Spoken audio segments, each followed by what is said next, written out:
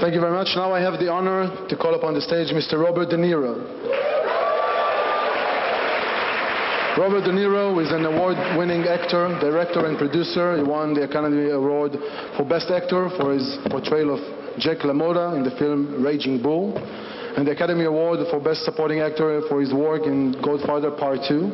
He has received numerous of Academy Awards nomination, Gold Globe Award nomination, and BAFTA nomination for his many films. Additionally, De Niro has received acknowledged for his career, including the AFI Life Achievement Awards in 2003 and the Golden Globe Cecil DeMille Awards in 2010. Hello, Mr. De Niro. Hi. This is your second or third visit to Israel, right? Yeah, maybe my fourth or fifth. All right. Oh, okay. Maybe even sixth. I can't remember. But what is the thing that is most surprising you about Israeli that you haven't seen from down there, Tribeca, New York?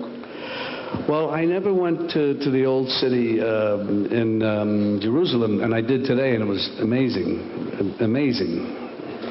I took my son, and for some reason I just never did, hadn't gone, and I'd heard about it, know about it, historically, and so on, but it was just a great trip. But about Israelis, you know, we hear about it. We are rude, we are, you know all the drill. But what you found surprising about Israelis? Well, I always enjoy coming to Israel, and Israelis are warm, they're energetic people, forthright, very smart, and so I always like smart people. And nice people, very, and aggressive, and I respect that aggressiveness because they need it in their situation, and so. You know, you are one of the best actors in the movie business, and having won so many awards, you touch people in different ways. What is the one thing that you want people to think or to know about you?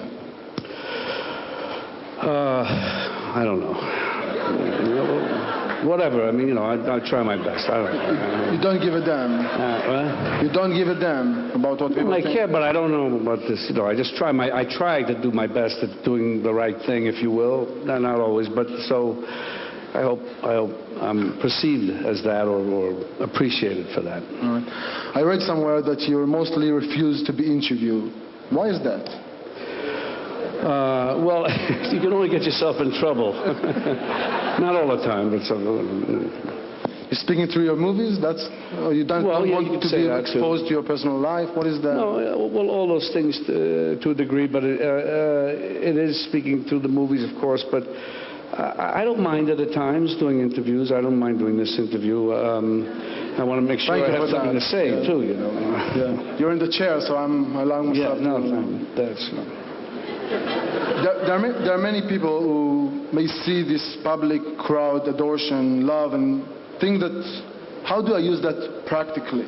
For instance, one of your colleagues, if I may say, not as talented as you are, has turned this business into politics and become the governor of California. Do you have this political bug? Do you think, well, someday maybe I'll, so many people like me and adore me, maybe I will transfer that to a political position? Well, sometimes you think about it, but you have to, when you are in a position of that kind of leadership, you have to be ready to suffer the onslaught. There's always somebody who's going to be against what you're trying to do, even if you're trying to do the best thing possible for everybody, which you can't do. So that's a hard position to be in, and if you have the skin to do that, to be able to witstand that. Me personally, I don't know. Maybe I could. So I think maybe what if I was ever? But at the same time, I say you got to worry about too many things, and then I'd worry about the people that weren't benefiting from a decision that I had made. And I would try to do the decision according to the majority. So it would be hard for me. I don't know if I was thrown into the situation. I don't know how well I would do. But you supported some Democratic nominees, so you take your path on politics. Well, as far as that goes, but that's it. That's about it. There's a lot of actors that are going into politics. We can name Reagan, for example, and others, but we don't see the other way around. So what do you make of it? Do you think that if they are good politicians, so they act so well, they don't want to go back, or? That's a good question. The only thing I've seen are some people who have wound up going on shows like Dancing with the Stars. Oh. But no, you don't see politicians going turning into actors. But do you think? Well, they might be actors inherently, but they're not, But do you think politicians are in some way also actors? Yeah, in some ways they are. But there are politicians who, and you have to have a bit of theatricality in you. I guess the thing is you have to deliver what you say. And you have to, if you are not able to deliver what you say, you have to be honest enough to be able to say, I can't deliver on that. Mm-hmm. And not try and convince the public that you can do something that you might not be able to do. And as soon as you know you can't do it, you have to say, I made a mistake. That's it. In many of your movies, you play the role of a violent, sometimes psychotic man with turns to violence and depression. How much of it is really you? Well, no, those are, I'm an actor. Those are things I do. I think of movies as being like, they're kind of like a collective dream situation for the public, where they see certain types of movies where they imagine themselves being that character or identifying with that character, whether it's a negative thing or a positive thing, and it's kind of a release. Kind of like dreaming, where you have a horrible dream and then you wake up and you realize, you thank God it's not true. But I do express parts of me. I'm not those characters. I try to get as close to understanding what those characters do or are about, but at the end of the day, I'm not those characters. And where is acting stops? You know, you're training to be someone. It can be anyone. And when you're coming back home, how much of the acting skill that you show on the set is going with you back to your family, for example? You know, I can do it so well on movies, maybe I will later on. Well, there is a thing, if you've been doing a certain thing for a lot, and a scene, working on a certain type of thing, and you've been doing it all day, you can have the residue of that when you come home. But it's not, there's also because you've been doing it, there's the release and the just relief of having done it and it's over when you go home, and things are totally different. You're just not, A word about President Shimon Peres. What made you want to attend this event, and what do you think in Paris, if at all, would you like you can take or bring to the big screen? Can he be a movie star? Who, me? Him? Peres. Yeah, well, no, he is a movie star. All right.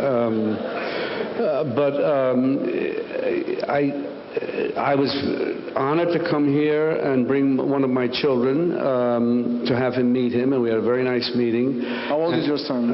17. Oh. So it was, for me, that's the most important thing. Right. He's the future. So it was great.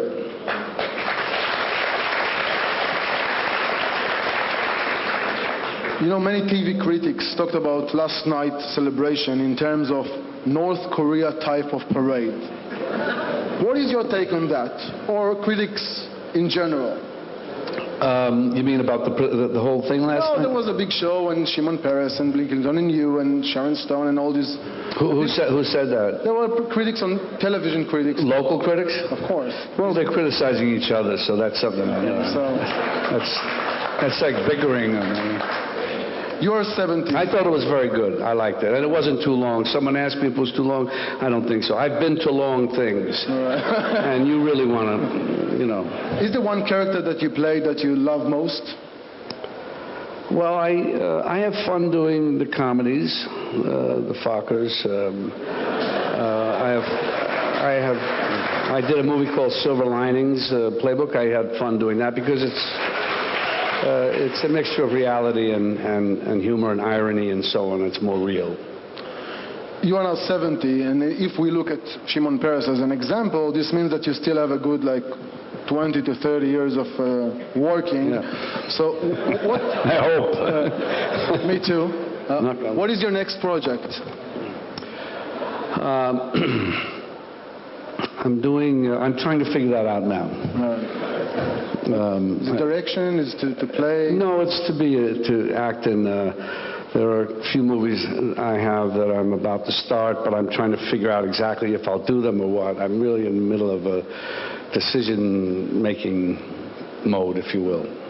You know what is this? And sometimes I don't like to talk about it because it sort of puts the, not a jinx, but it just sort of... Bad karma? No, not that far, but just, whatever. Okay. You call talk it away. You're speaking about Shimon's Peres, that's celebrating his birthday. That's only happening in August. So. Yes. All right. Yes. That's true. I didn't know that. His birthday is close to mine, in fact. Most Israeli wants President Obama to speak a little bit like De Niro, the actor. To go to Rouhani and said, "Are you talking to me? Are you talking to?" Can you deliver that message? Sure. To the president of Iran. Oh, please, Anything about regional politics, about what's happening around here? Well, I hope it all gets worked out. It's very complicated. And good luck. Huh? And good luck to you all. No, good luck. If there's anything I could ever do to help the situation, but it's a tough one. Yeah. We have to work it out somehow. Mr. Robert De Niro, thank you very much for being with us.